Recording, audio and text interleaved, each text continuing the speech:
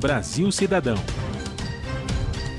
Sempre trazendo notícias da atualidade do Brasil e do mundo. Olá, bom dia. Eu sou Joel Scala e começa agora o Brasil Cidadão, um programa do Observatório do Terceiro Setor. No programa de hoje nós vamos falar sobre o cenário para 2022. Há uma onda de pessimismo, mas 2022 está aí.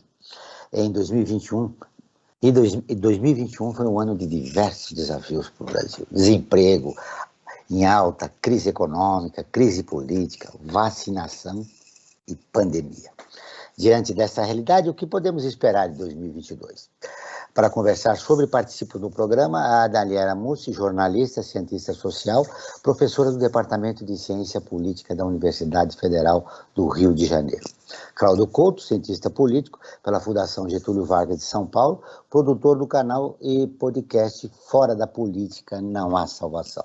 A co-apresentação do programa de Frank Valverde, que também terá os destaques do site do Observatório do Terceiro Setor. Você vai conferir as notícias do mundo com a repórter Maíra Lopes, da Rádio ONU, direto de Nova York. Bom dia, Franklin. Bom dia, Joel. Bom dia, Daniela. Bom dia, Cláudio. Bom dia a você que está em sintonia aqui na Brasil Atual com o Brasil Cidadão. Você vai falar dos destaques da semana. O primeiro é em relação à agressão à nossa coleguinha lá na Bahia. É verdade. Você está vendo que a nossa profissão aqui, Joel, está se transformando aqui no Brasil em uma profissão de alto risco, né? Principalmente para quem cobre Brasília e o presidente da República, né? Agora, nesse fim de semana aí, nós tivemos uma agressão à repórter Camila Marinho, da TV Bahia, que é afiliada da Rede Globo, que recebeu um golpe no pescoço chamado Mata-Leão, lá de um dos seguranças da presidência da República. Né? Ou seja, não é a primeira vez, né? Que eles não fazem. É a primeira vez, né? E isso, inclusive, né, nem só a questão da segurança, né? O próprio entourage, como se diriam os franceses, do presidente da República, incentiva os apoiadores a agredirem a imprensa, né? Então, quer dizer, há muita hostilidade com relação aos jornalistas. E a vítima desta vez foi a repórter Camila Marinho, não só ela da TV Bahia, como também os profissionais da TV Aratu, né, que é filiada ao SBT, também tiveram problemas na cobertura da visita do presidente da República ao estado da Bahia. Eu quero um comentário rápido sobre esse assunto, Franklin, da agressão ao jornalista. O que você espera em 2022?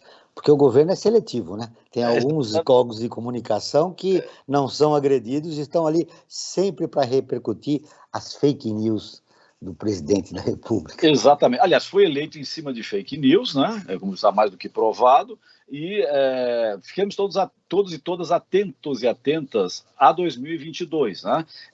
Nós temos assim digamos assim, um quadro não muito positivo aí nesse embate que vai ter nas candidaturas que estão já sendo colocadas, né? Os dois campos, né? Um campo progressista, né? Que chamam de esquerda, mas na verdade é muito mais amplo do que a esquerda, né? A extrema direita e a direita, né? Então nós temos esses campos sendo colocados aí, e eu acho que por parte desse grupo de extrema-direita aí, sendo incentivado uma condução beligerante. Isso é péssimo para a democracia, é péssimo para a construção de um país mais igualitário ou mesmo desigual que é o Brasil atualmente, Joel. Falando em esquerda e direita no país, Frank, você acredita na dobradinha Lula e Alckmin? Eu acredito, né? Tudo está indicando que está se caminhando para isso, tendo respeito, digamos, né, de todas as correntes políticas que vão se unir para construir o país, eu não vejo problemas, né? Nós já tivemos aí outras alianças, né, por exemplo, com o José Alencar, tá? Que foi vice-presidente do Lula, muito elogiado pelo Lula, inclusive, né, na condução, na forma dele exercer a vice-presidência. E se tiver, digamos, o Alckmin no mesmo comportamento se o Lula foi eleito, eu não vejo problema algum, tá? O problema está numa outra vice-presidência que chegou à presidência através de um golpe, que foi o caso da Dilma Rousseff e o Michel Temer, né? Aí é que teve o problema. Agora, usando o exemplo do José de Alencar, eu não vejo nenhum problema nessa dobradinha Lula-Alckmin. Mas parte da esquerda não está tão esperançosa e confiante que isso aconteça. Deixa eu cumprimentar os nossos dois convidados. Oi, Daniela, seja muito bem-vinda ao nosso programa. Olá, bom dia. Obrigada pelo convite. É um prazer estar com vocês aqui. Como é que você vê esse cenário político aí, essa dobradinha, sai, não sai, esquerda, direita? Os conservadores, do lado do Alckmin, os conservadores estão com uma certa desconfiança. Aliás, é reflexo da ligação que eles têm com o mercado. E do outro lado, do lado da esquerda, o pessoal do Lula fala, nós já vamos ganhar no primeiro turno, para que precisa do Alckmin? Sim, na verdade, o Alckmin cumpre um papel importante como estratégia tática eleitoral para desequilibrar o movimento de formação de uma alternativa eleitoral à direita, né? Que possa rivalizar ao mesmo tempo com Bolsonaro e com o Lula. Então, uma aliança que desidrata essas esperanças, essas expectativas, né? De uma saída de direita pura, digamos assim, mais identificada, integral, né? Integralmente identificada com essa agenda. É lógico que isso traz uma série de contradições para a candidatura do PT, né? Isso não é uma coisa que está fora da discussão também, né? Mas certamente para as eleições é uma tática que mira facilitar o terreno para a eleição petista, né, em 2022. Bom, vamos ver o que acontece ao decorrer no final desse ano e do ano que vem, que é esse o tema do nosso programa, né? O cenário 2022. Deixa eu cumprimentar o Cláudio. Seja bem-vindo novamente ao nosso programa, Cláudio. Obrigado. Olá, Joel, Franklin. Prazer, Daniela. Prazer estar aqui com vocês de novo. Eu quero te ouvir a respeito disso, desta dobradinha, para começar essa dobradinha. O Cláudio, a expectativa, eu ouço muito o pessoal da esquerda, ligado ao PT, que diz o seguinte, a candidatura Lula vai para mudar, esse sistema não deu certo, mais de 100 milhões vivem na pobreza aqui no nosso país. Né? Nós precisamos fazer uma mudança. A chegada de um conservador na chapa, segundo eles, pode impedir ou pode atenuar uma mudança radical que deveria ter no país neste momento ou no momento pós-pandemia? Olha, acho que aí primeiro a gente tem que considerar um pouco a história das próprias candidaturas do Lula em eleições anteriores. Né? A partir de 2002, o Lula dá uma guinada em relação a essa perspectiva de ter chapas mais puro sangue, como ele teve anteriormente.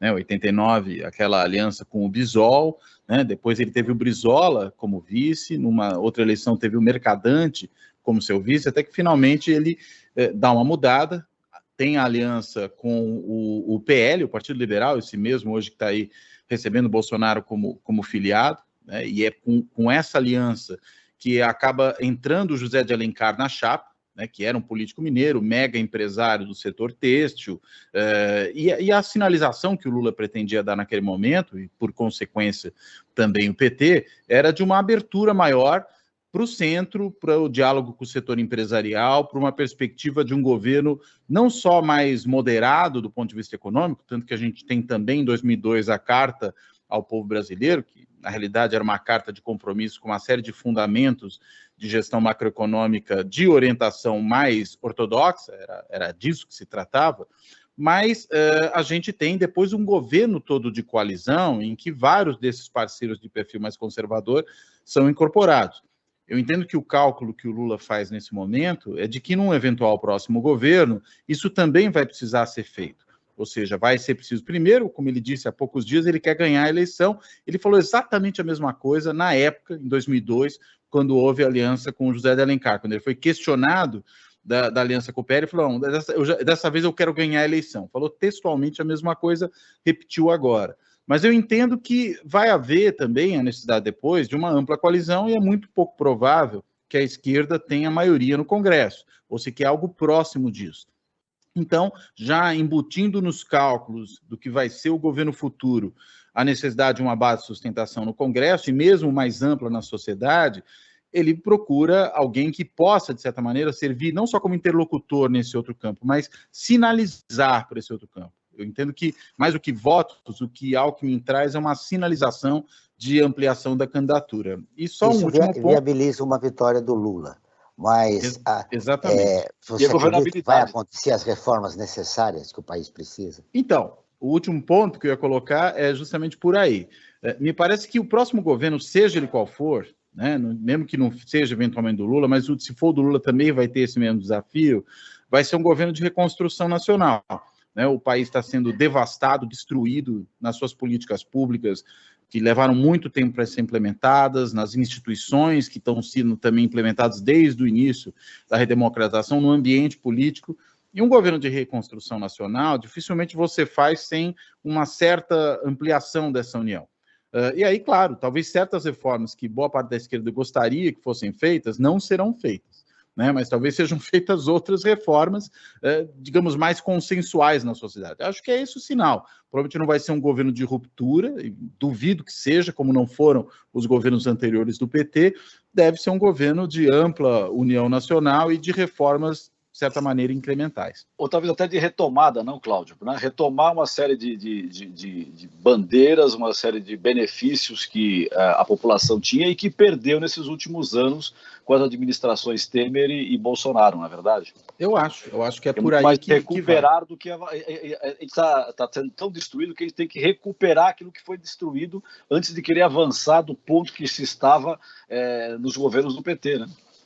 Daniela, na sua opinião... Essa é a ideia da reconstrução nacional. Daniela, na sua opinião, se o Lula eleito, acontecerão as reformas que o país precisa? Olha, eu sigo o Cláudio, eu acho que há pouco espaço, do ponto de vista do governo, para um avanço de pautas progressistas ou mesmo democrático-populares num governo pós-22. Mas eu acho também que esse processo necessariamente vai abrir espaço para a emergência de sujeitos políticos reivindicantes nesse sentido, e que é um espaço que está um pouco represado durante a pandemia, contido, e que deve se aflorar. E até nesse sentido é que eu vejo um pouco a movimentação de setores do PT contrários a essa aliança eleitoral. Eles estão cumprindo um certo papel sanitário, né, de contenção de expectativas no espectro partidário petista, né, e produzindo o nosso tipo de peronismo, né, o nosso tipo de peronismo à esquerda, né, então produzindo isso para conter em torno do Partido dos Trabalhadores uma certa margem negociante à esquerda. Você levantou um aspecto interessante. Que essa margem é estreita na minha avaliação, mas ela existe, e acho que é ali que eu acho que mora um pouco o desafio, né, de como pensar uma esquerda mais combativa nessas eleições, atenta à necessidade de destronar o Bolsonaro, né, mas também de avançar no confronto ao bolsonarismo, que é uma ideologia que alcança setores populares. É verdade. Você levantou um aspecto importante, a mobilização da sociedade civil, não só da esquerda, mas preocupada com o processo civilizatório, né, que foi feito na história do nosso país pela direita, pelos conservadores. Como é que você vê essa mobilização? Você acha que deve acontecer? Em 2022 teremos eleições para presidente da República, governadores, senadores e deputados. É o momento de estimular a participação desse campo progressista, da sociedade civil? Eu acho que, bom, o ano eleitoral ele é feito de 2 semestres, né? Tem o pré e o pós-campanha. E eu acho que o primeiro semestre do ano que vem ele vai ser decisivo para dar um tom de eleição democrática e nessa perspectiva de retirada do que está aí, né? E acho que para isso a gente precisa ativar, né? A esquerda vai precisar ativar essas forças populares de alguma maneira, na internet, na construção presencial, né? Você vai ter retorno das escolas, retorno das universidades, uma série de estruturas públicas que, em geral, cumprem esse papel de ser uma espécie de lugar de articulação político-cultural democrático. Eu acho que é importante que isso seja feito. Acho que isso não pode, essa iniciativa popular de protesto, de mobilização, ela se deslocou um pouco para o campo do bolsonarismo, e isso precisa ser recuperado. Isso entra no cálculo eleitoral, isso não é uma coisa que está fora. A mobilização empurra candidato, a gente sabe disso. Mobilização empurra candidato, ação popular empurra candidato. Em 2018 e 2020, a gente percebeu que os processos eleitorais eles transcendem a mera disputa parlamentar e de ocupação de cargos no executivo. Isso também acaba se associando à formação desses públicos mais amplos, engajados em certas agendas. Então, acho que é importante que o setor democrático ocupe esse lugar, não só vá fazer a campanha. E aí é um recado, inclusive, para essa chapa Lula-Alckmin. Se ela repetir um perfil eleitoral muito institucional, muito frio, muito formal, ela não vai conquistar, ela não vai encantar. E esse sentimento, eu acho que ele tem que ser um pouco também produzido antes das eleições, antes do período da campanha, para empurrar, para ter um sentimento de mobilização, né, de campanha nacional pela democracia, algo que empurre a eleição nesse sentido, né? Tenho essa sensação. Eu quero te ouvir, Cláudio, mas antes eu preciso chamar a Rádio ONU, parceira de conteúdos do Observatório do Terceiro Setor, com a matéria. A OMS, vacinas protegem casos graves da Covid-19 de forma eficaz até 6 meses. A Maíra Lopes, de Nova York, tem as informações. A Organização Mundial da Saúde afirmou que as vacinas disponíveis contra a Covid-19 são eficazes em casos mais graves da doença por até 6 meses após a segunda dose ou dose única, dependendo do fabricante. Depois disso, a eficácia pode ser reduzida, especialmente em pessoas acima de 65 anos e com condições médicas. As informações foram divulgadas pela OMS no encontro com a imprensa, que também informou sobre a Omicron. Vários estudos analisam a atuação das vacinas contra a nova cepa. De acordo com o diretor-geral da OMS, Tedros Ghebreyesus, a expectativa é que o número de casos siga subindo, embora as evidências mostrem que os efeitos são mais leves do que os causados pela Delta, ainda predominante. A OMS afirma que a vacina da Janssen, de dose única, é eficaz para fornecer imunidade total. No entanto, para os países que decidirem utilizar uma dose de reforço, a recomendação é que seja administrada de 2 a 6 meses após a primeira. De acordo com a entidade, para melhores resultados, a segunda dose deve ser aplicada o mais tarde possível dentro desse período, especialmente em pessoas acima de 65 anos. Da ONU News em Nova York, Maíra Lopes. Continuamos com o Brasil Cidadão, programa do Observatório do Terceiro Setor. Já estamos falando sobre o cenário para 2022, com a professora do Departamento de Ciência Política da Universidade Federal do Rio de Janeiro, a Daniela Mussi, e o cientista político da FGV, o Cláudio Couto. Agora, rapidamente, vamos para um momento de informações e também da enquete nossa, né, Frank Valverde? É verdade, todo o programa nós fazemos o nosso Momento ODS, né, o momento dos objetivo do desenvolvimento sustentável. E hoje nós estamos destacando o ODS 1, acabar com a pobreza em todas as suas formas, em todos os lugares. Isso é fundamental para se construir uma nação melhor. E a cada programa que nós fazemos aqui na Rádio Brasil Atual, nós realizamos uma enquete, né? Uma enquete, ou seja, tentar ver um pouco a temperatura do assunto que nós vamos abordar no programa. Não tem um fundo científico, ou seja, não é uma pesquisa, mas serve para ver como é que as pessoas estão reagindo a determinados temas, né? E nós fizemos a seguinte pergunta para o programa de hoje. Você tem esperança de uma melhora no cenário político e econômico no Brasil de 2022? E a resposta não é muito positiva, Joel. 36% disse que sim, contra 64% disseram que não tem esperança que se melhore o cenário político e econômico, né? E dentro dessa questão econômica, digamos assim, e do ODS número 1, né, que é acabar com a pobreza em todas as suas formas, em todos os seus lugares, eu lanço a questão tanto para a Daniela como para o Cláudio, né? O que a gente pode esperar, né, desse efeito da economia no Brasil atualmente, né? O posto Ipiranga que realmente jogou o Brasil para o despenhadeiro, né? Ou seja, não tem política econômica nenhuma, né, se a gente for analisar friamente, né, a política econômica é concentrar cada vez mais a renda nas camadas mais elevadas da população em termos de posses financeiras. O que se pode esperar desse cenário político e econômico no Brasil para o ano que vem, com essa situação econômica que foi construída por esse governo? O Cláudio precisava responder, então acho que já pode responder a sua verdade, Cláudio. E como resgatar essa participação popular, né, num momento de crise? No pós-pandemia teremos mais crise, mais desemprego e, claro, um ano de eleições. Vamos lá, deixa eu pegar pela primeira questão que foi feita do Joel, né, essa da participação. Eu acompanho o que a Daniela falou. Eu acho que realmente, se a gente não tiver, durante o processo eleitoral, também uma ativação muito grande da base social, ou seja, daqueles que têm afinidades políticas com o projeto que vai ser colocado, as pessoas forem para a rua, isso produzir um apoio claramente popular também visível nas ruas, a candidatura, eu acho que essa candidatura se esvazia. É bom até lembrar que o próprio Bolsonaro se elegeu com uma forte mobilização de rua, né? Tinha até dancinha coreografada, como teve lá em Fortaleza, todo aeroporto que ele chegava tinha lá uma claque para o receber, com os gritos de mito.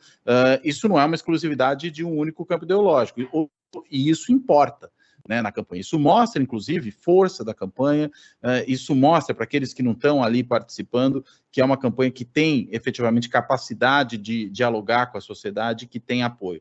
Concordo completamente que acho que esse tem que ser o caminho. Agora, claro que num ano de crise econômica, eu não sei se a crise econômica chega a ser necessariamente um desmotivador para isso, porque, afinal de contas, as pessoas têm mais razões para quererem se mexer, né, para estarem indignados. Pode, por outro lado, isso produzir uma certa consternação, né, uma certa apatia? Pode. Uma desesperança, né? Está aí o resultado da nossa enquete.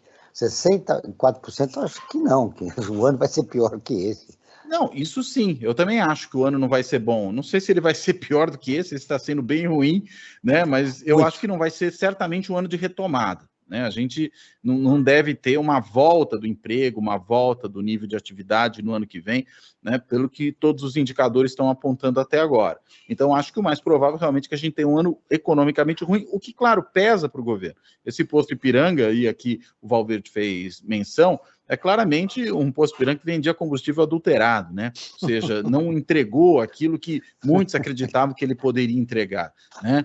Houve, evidentemente, aí por parte de uma série de segmentos do mercado, um alto engano, né? Acreditavam que teriam no Paulo Guedes um esteio, né? Uma segurança contra a maluquice do Bolsonaro.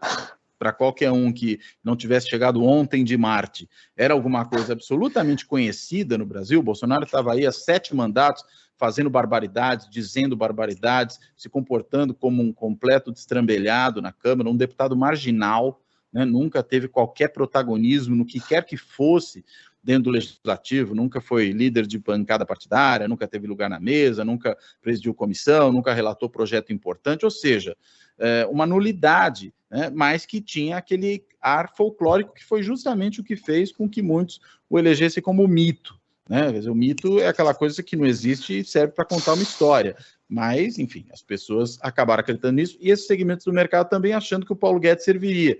Ele próprio, um sujeito que nunca teve, apesar de ter prosperado, ganhado muito dinheiro no mercado, nunca teve qualquer respeito por parte do meio dos economistas com relação à sua capacidade de formulação, a seu entendimento dos problemas, a ser um economista respeitado, daí o seu profundo ressentimento com a academia e com certos economistas que, mesmo no seu campo, do ponto de vista da concepção econômica, do tipo Pércio Arida, tinham muito mais prestígio, muito mais densidade do que ele. Então, eu espero que a população, viu, Cláudio? Eu espero que a população, através do voto, interdite esse posto.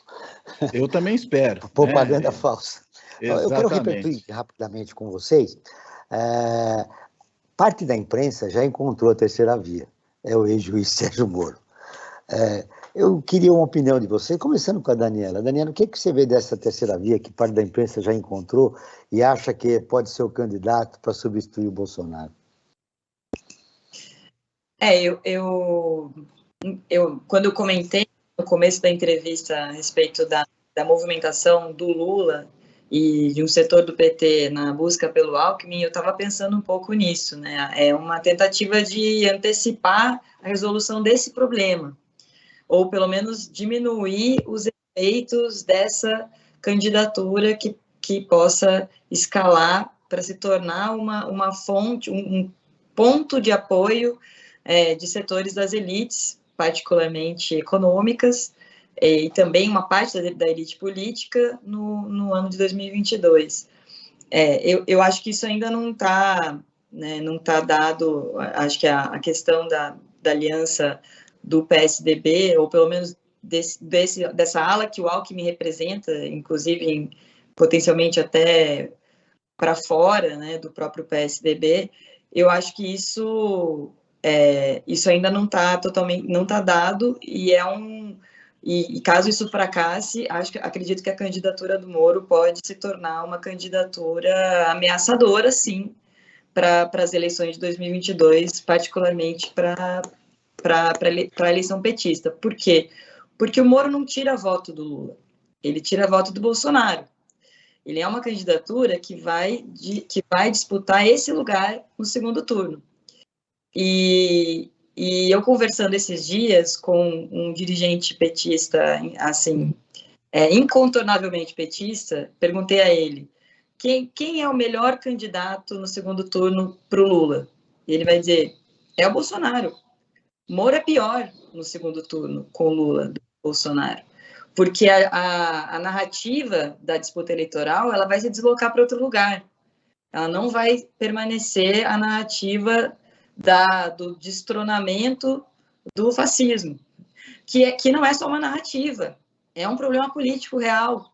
A rigor, se ano que vem, qualquer que seja o outro nome, além do Lula, no segundo turno, mas se essa disputa for sem Bolsonaro, isso é uma vitória da democracia, independente de quem seja essa pessoa. Mas pro Lula, essa pessoa ser um Moro é um problema, porque aí isso volta a disputa política para um outro lugar, e é um lugar muito mais difícil de ser decifrado, interpretado, de também se buscar uma localização política. Acho que isso vai se tornar mais problemático ou não a partir do momento que a gente souber do quanto o PT foi capaz de construir essa coalizão. De construir uma coalizão, né, com o pessoal conservador para se formar uma chapa forte. Agora, Cláudio, eu quero saber se você concorda com a Daniela, eu quero acrescentar mais algo.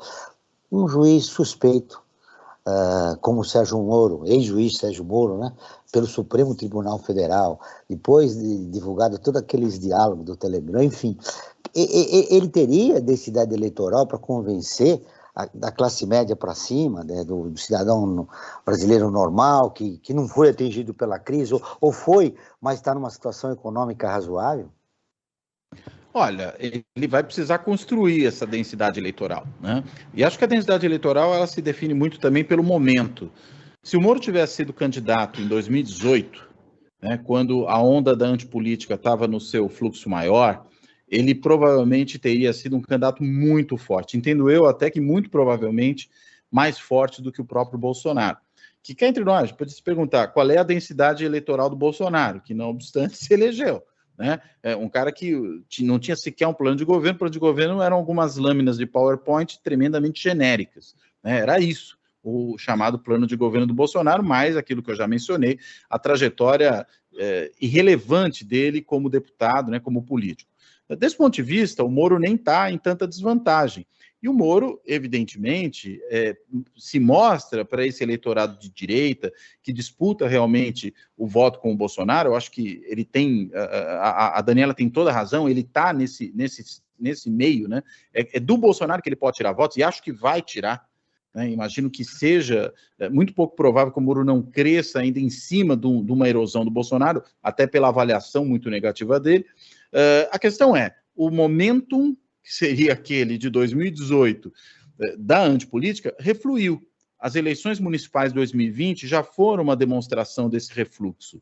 Né? E agora a gente deve ter uma eleição muito mais voltada para avaliação da capacidade de implementar políticas públicas, de resolver problemas concretos do cidadão, de ter uma certa experiência política, e desse ponto de vista o Moro também não tem, né? Afinal de contas, a experiência dele era como juiz, e um juiz que a gente sabe como trabalhava, né? Hoje mais ainda do que já sabia antes, porque há muito mais evidências a esse respeito. Então, acho que essa é a dificuldade. Claro, ele vai tentar criar um programa um pouco mais amplo, falou disso no seu ato de filiação, já anunciou que tem o Afonso Celso Pastore, que é um economista respeitado aí no campo conservador, como um dos seus conselheiros. Ele não vai integrar o governo, ele próprio já falou isso. Agora, e nas outras áreas? Saúde, educação, política externa, o que o Moro tem a mostrar?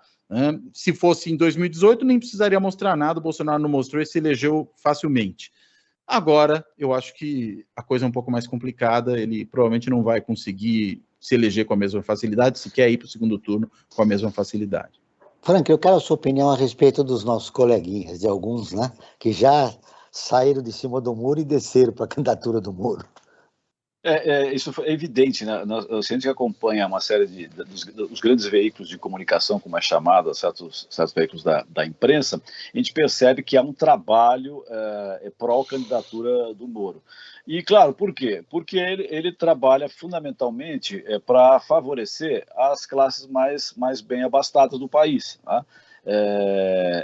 É uma campanha que está muito bem articulada com um determinado espectro da sociedade, que é quem tem o dinheiro, aquelas classes sociais da média alta para cima, né? Isso é claro e evidente. E essas grandes empresas, o que elas querem é isso, alguém que lhe dê mais vantagens, né? É a visão, digamos, uma visão um pouco retrógrada do que seria a construção de um país em pleno século XXI, mas, enfim, o pessoal tem saudades ainda da época de 1888, né? Ainda, se você for voltar, ainda tem aquela mentalidade escravocrata que não, né? E o que querem se colocar é isso, né? Vamos colocar a coisa com todas as letras e claramente. Então, essas empresas aí, grandes empresas de comunicação, querem colocar o Moro, por quê? Porque é o que tem a visão um pouco mais próxima, como tentaram fazer com o Bolsonaro, só que o Bolsonaro meio que indomável, né? Não conseguiram controlar o Bolsonaro como eles gostariam, né? E agora vão ter essa tentativa de fazer com que com o Moro isso seja emplacado, né? Em parte eles conseguiram, né? Nós retrocedemos, tivemos um retrocesso incrível no país. Sim. O Brasil tem 65% da população totalmente vacinada contra o coronavírus. Com isso, os números de casos, internações e mortes vêm diminuindo, mas a pandemia ainda não acabou. Recentemente, o aparecimento da variante Ômicron aumentou o debate sobre o vírus e a desigualdade mundial da vacinação. Eu quero ouvir dos nossos convidados como a pandemia e a saúde pública vai ser um componente importante em 2022, no ano eleitoral. Daniela. Bom, a impressão que eu tenho, eu estou ainda pensando na questão anterior, na verdade. Na verdade, responder. Não, você quer dar uma opinião sobre a questão anterior? Por favor, complete. O Franklin depois e fiquei pensando que na combinação das duas coisas é bom que o Moro vá um pouco bem, mas não suficientemente bem para as pessoas acreditarem que, de fato, ele poderia ser uma alternativa, né? E olha, esse é um risco, porque as elites brasileiras, elas são voluntaristas. Elas têm o voluntarismo, aparece nessas horas. Elas acreditam em umas certas promessas, assim, que acham que dá, né? A gente tem experiências anteriores que mostram isso, que nessas horas de crise, eu acho que fora da política não tem solução, mas às vezes a política que eles escolhem é uma política que está num limiar ali que coloca... pegando esse programa do Cláudio. Só falta a gente... Na próxima vez nós vamos assistir esse programa do Cláudio e vamos repercutir aqui. Sem política não é solução. Mas tentando responder rapidamente o que você perguntou, eu acho que a pandemia ela vai acompanhar, do ponto de vista político, todo o processo que vai culminar nas eleições de 2022, isso não resta dúvida. Tendo a achar que a própria CPI, que terminou... É isso que eu ia te perguntar, sobre a repercussão da CPI, que de repente o Aras deu um contorno, né? O procurador-geral caiu nas mãos dele, e o que será, né? Quer dizer, aquelas são informações importantes da omissão do governo federal, o trabalho que fez o Ministério da Saúde, o destrabalho, enfim. Teremos repercussão dessa CPI no ano eleitoral? Eu acho que não sei se formalmente a CPI nela mesma, né, tramitando do ponto de vista regular, mas há muita coisa que foi reunida ali, né? Ontem mesmo eu vi a divulgação de um documentário só sobre a questão da Prevent Senior, né? Só ali há uma série de escândalos e são muitas famílias afetadas, vitimadas, né? E então eu acredito que existe espaço para retomar o impacto da pandemia do ponto de vista político gigantesco, né? Só você pegar o número de mortes e quais são essas histórias que estão por trás, né? E todos os desdobramentos de ordem econômica, social, que também tocam no que foi o desenvolvimento dessa doença. É lógico que o Bolsonaro ele leva isso em conta, e toda a discussão em torno do auxílio emergencial e PEC dos precatórios e essa injeção de recursos para tentar segurar, do ponto de vista econômico, os impactos da crise, isso também vai pesar nesse equilíbrio, né, da discussão.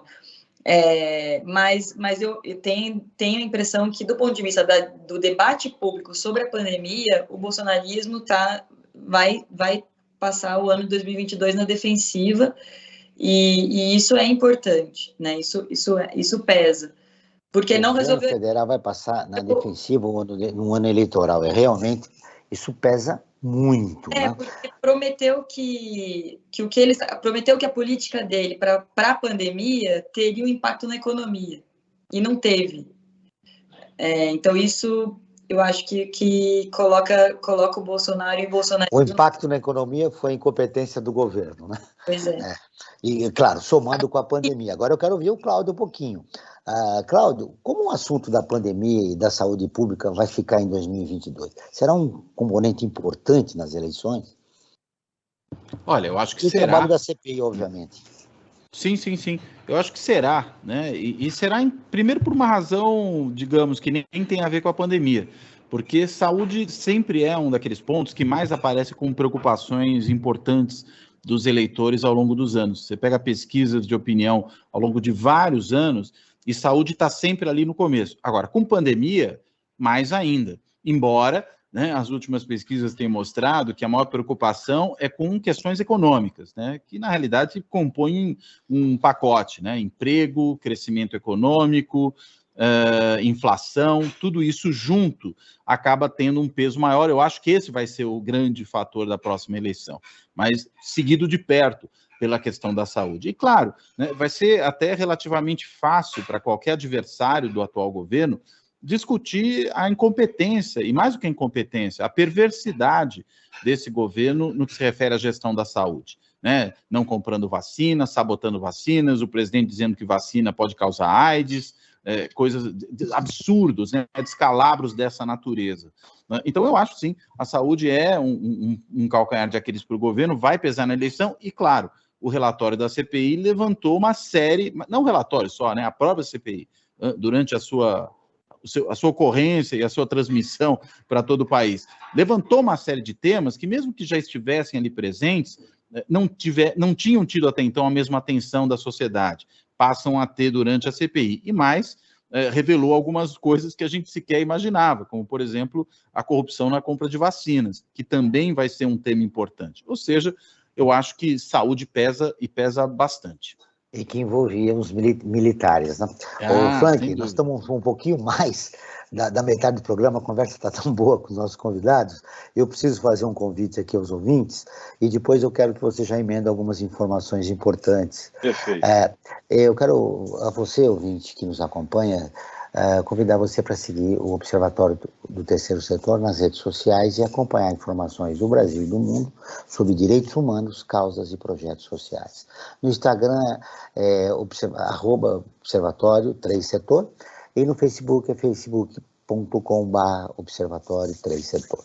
Os nossos programas de rádio também estão disponíveis no canal do Observatório no YouTube. Lá você também encontra entrevistas e quadros de como você sabia e você conhece, que mostram aspectos ignorados da história e refletem sobre a sociedade brasileira. No canal você pode também assistir às lives realizadas pelo Observatório toda quinta-feira, às 17 horas. Uma das lives é com a professora Marina Penchivanes, que é a idealizadora da plataforma de educação para a gentileza e generosidade que precisamos muito no país. Basta buscar Observatório 3 em numeral, Franklin. É verdade. E eu queria também destacar, João, que o nosso canal no Instagram, nós realizamos uma série de reportagens e postagens sobre personagens e passagens históricas que são pouco discutidas na nossa sociedade. Como, por exemplo, a história do Tebas, né, um negro escravizado responsável por obras como a construção da antiga Catedral da Sé. O Tebas foi reconhecido como arquiteto em 2018, tal a sua importância e o seu trabalho na realização da construção dessa antiga Catedral da Sé. E nós temos também vários comentários de pessoas que nos seguem, como, por exemplo, o Instituto Campeche, que disse que agradece por trazer à luz tantas histórias do povo brasileiro. E também temos um comentário da Soraya Buozzi, Soraya Buozzi, que diz que grandes histórias escondidas da nação por preconceitos. Parabéns ao trabalho de todos e todas do Observatório do Terceiro Setor. Isso é importante registrar essas opiniões das pessoas que nos acompanham nas redes sociais, Joel. E as matérias que mais se destacaram no nosso portal do Observatório? Perfeito, eu tenho algumas matérias aqui importantes. Por exemplo, tem uma matéria que está sendo bastante lida, que é pela primeira vez na história o Brasil tem uma Miss Brasil indígena, né? Acho que isso é muito importante ser destacado. É uma matéria que está sendo bastante lida. Temos também uma sobre profissões invisíveis, como é que é ser enxergado, né, não ser enxergado pela sociedade, né? Então essa matéria também mostra certas profissões que as pessoas às vezes não dão tanta atenção. E a matéria que eu queria destacar, Joel, é uma matéria que diz o seguinte, olha só, 8 em cada 10 mortes violentas de crianças e adolescentes são de crianças e adolescentes negros. Tá?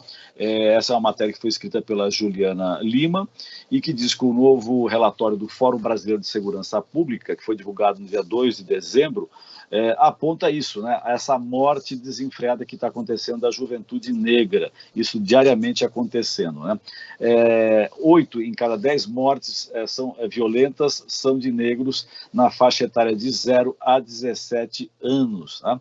Isso praticamente se pode dizer, né? Quer dizer, não é exagero, que isso é praticamente quase que um genocídio que acontece com a população negra no Brasil. João, essas matérias que eu apontei, todas elas podem ser lidas no nosso portal e também serem acompanhadas pelo um dispositivo de áudio, que é de audiodescrição, que nós temos, fazendo com que as pessoas deficientes visuais acompanhem o nosso conteúdo no portal do Observatório do Terceiro Setor.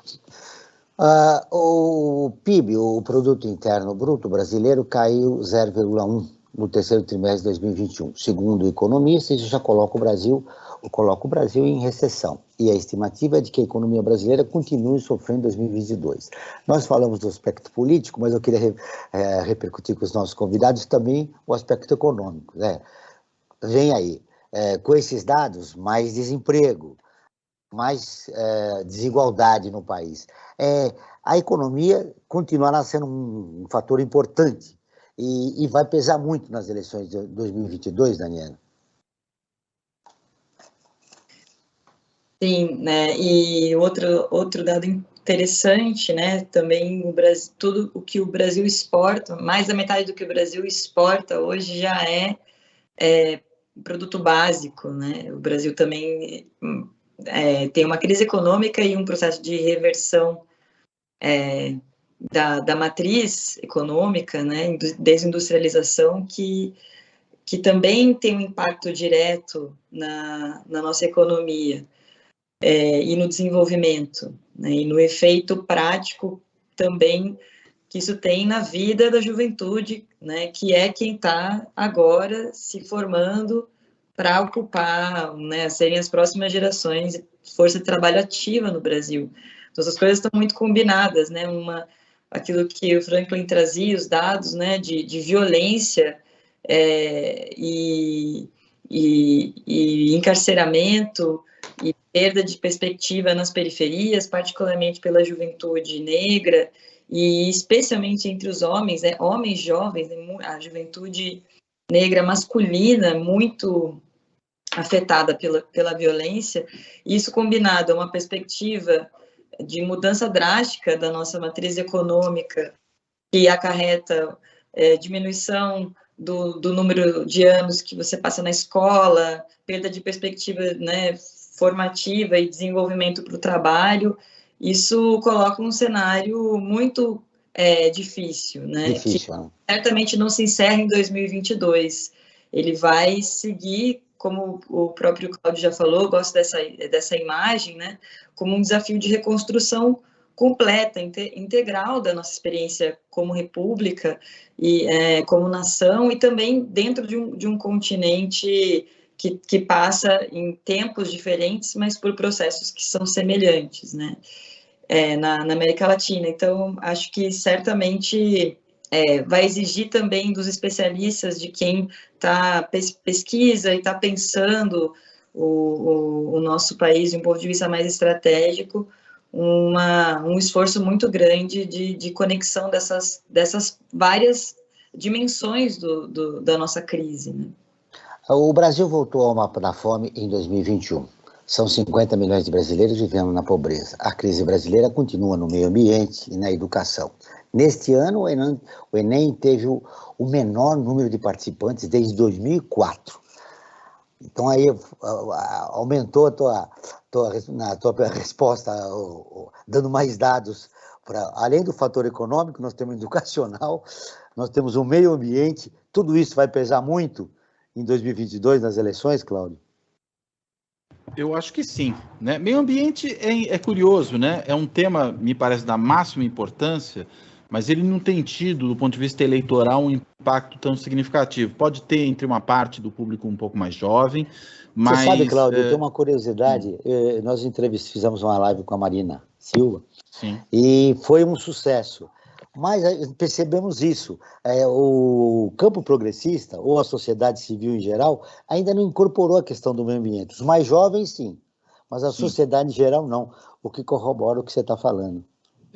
E acaba não tendo, vamos dizer, a importância que poderia ter num processo eleitoral. Até entendo, eu deveria talvez ter, em função da importância real, né, que isso tem para nós. Acho que é um tema crescente, mas não é algo que, digamos, vai decidir a próxima eleição, né? Inclusive, chegou a ser mencionado, né, na eleição de 2018, mas não teve muito efeito. Imagina, o histórico do Bolsonaro de ataque à política ambiental também era uma coisa antiga, não era só os direitos humanos e uma série de outros temas, digamos, mais dessa área. Era também um ataque importante à política ambiental. E com relação a essa volta do Brasil para o mapa da pobreza, bem, acho que ela é resultado de uma série de políticas econômicas trágicas, né, que o país foi adotando nos últimos anos, né, que jogaram o país na recessão, que vulnerabilizaram ainda mais importantes setores da sociedade, e, sobretudo, durante o governo Bolsonaro, mais até do que no governo Temer, essa dilapidação das políticas públicas, esse caos que se criou, né? Isso ocorre em várias áreas, e ocorre inclusive na área das políticas sociais, para além, claro, do declínio econômico que faz com que as pessoas desempregadas voltem ao mapa da fome, mesmo as políticas de transferência de renda estão sendo dilapidadas, aquela fila do Bolsa Família que nunca era finalizada, agora a criação desse novo auxílio emergencial sem aproveitar o cadastro único, que vinha sendo uma ferramenta fundamental de localização das pessoas que são elegíveis para o Bolsa Família, que deveriam estar ali. Uma pergunta simples para você, ele terá impacto esse auxílio? Eu acho que terá algum impacto, acho que terá menos do que teve naquele momento do auge da crise, primeiro porque o valor é menor, né? Segundo porque boa parte desse eleitorado tem alternativa mais ao seu gosto no processo eleitoral, inclusive responsável pelas transformações anteriores. Claro, eu estou me referindo aqui ao ex-presidente Lula. E também porque, como dizia minha avó, uma transmontana, né, quem dá e tira, para o inferno gira. E aí, consequentemente, né, aquele auxílio emergencial elevado, que depois foi descontinuado e agora ele volta num valor menor, isso acaba prejudicando, né, o eleitorado. Eu acho que isso, na realidade, prejudicando o eleitorado e prejudicando, consequentemente, a avaliação que esse eleitorado faz do governante responsável por isso. Então, não creio que vá produzir uma grande recuperação do governo. Muito bem. Olha, nós estamos quase no final do programa, no último. Ô, Frank, aproveitando que o Cláudio falou, quem dá, tira. Eu vou te dar 2 minutos para você falar do Observatório em Movimento e vou tirar rapidamente esse tempo para deixar para os nossos convidados fazerem as conclusões finais aí sobre o tema do nosso programa. Maravilha, já vou falar de 2 campanhas importantes que nós temos no Observatório do Terceiro Setor. A primeira é o Observatório em Movimento. Nós temos ouvido uma série de especialistas das mais variadas áreas do conhecimento sobre como viver nesse período de pandemia e também no pós-pandemia, porque ela vai passar, como é que a gente vai viver e o mundo com certeza não será o mesmo depois dessa pandemia. E o Observatório em Movimento, você pode encontrar todas essas informações acessando observatório3setor.org.br, o 3 em numeral. E outro destaque importante que eu quero dar é sobre uma nova ferramenta, o Apoio Terceiro Setor, uma plataforma online de financiamento coletivo para organizações da sociedade civil com projetos em diversas áreas. Para saber mais sobre isso, eu convido a todos e a todas que acessem apoie3setor.com.br, o 3 também em numeral. E nos acompanhe em nossas redes sociais, no Face, no Instagram, assim como no YouTube, Joel. Franklin, 30 segundos para suas considerações finais. Hoje, a minha consideração final é o seguinte: eleitor e eleitora, você será o responsável por escrever a história do Brasil no ano que vem. Preste atenção na hora de apertar os numerinhos na urna eletrônica. Se você permite, na tua fala, uma nova história do Brasil. Se continuar essa, nós estamos perdidos. Olha, 1 minuto e meio para cada convidado nosso. Conclusões finais. O que mais importante, Daniela, você queria deixar registrado a respeito do cenário de 22, que eu não te perguntei, você acabou não falando, enfim. Olha, eu acho que a gente tem um grande desafio de não transferir nossa responsabilidade civil para uma candidatura, qualquer ela que seja. Eu acho que a gente tem um grande desafio de, ao mesmo tempo, reconhecer que o que é preciso ser feito para derrotar o Bolsonaro e o bolsonarismo é muito grande, o esforço tem que vir de muitos lugares e já foi assim na história, né? Se repete na nossa realidade processos de luta em defesa da democracia que outras nações já viveram antes, e a gente tem que ser muito coerente com esse esforço, ao mesmo tempo em que não podemos esquecer que existe uma responsabilidade civil que ela não pode ser transferida para o candidato, para o sistema político, estrito sensu. Ela tem que ser compartilhada de forma ampla. E é um desafio para os analistas intelectuais, para os políticos, para os partidos, para os movimentos sociais, para o jornalismo independente, crítico, de manter acesa essa memória, né? Que a chave da liberdade, no fim das contas, ela está sempre com o povo, ela deve estar. Se ela não está, ela deve estar.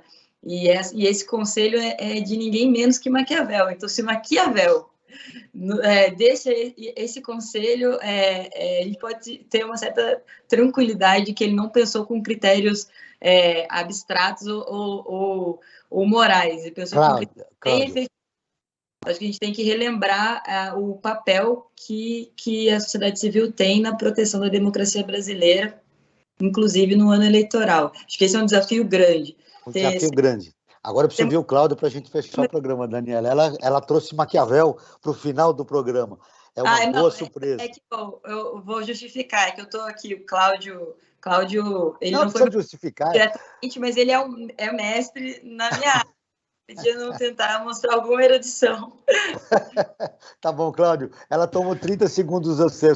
Você é mestre em erudição, você vai ser mestre em comunicação, que você faz no teu programa. 1 minuto para suas conclusões finais. Você fala o que é mais importante a respeito do tema do programa de hoje e aquilo que você acha necessário deixar registrado.